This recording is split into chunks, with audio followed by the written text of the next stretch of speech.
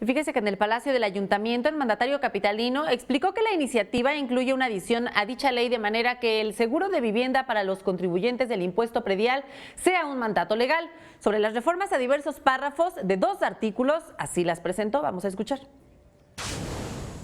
Reformar el penúltimo párrafo del artículo 13 del decreto del presupuesto de egresos 2018, eliminando la facultad de la Comisión de Gobierno para aprobar el gasto a ejercer.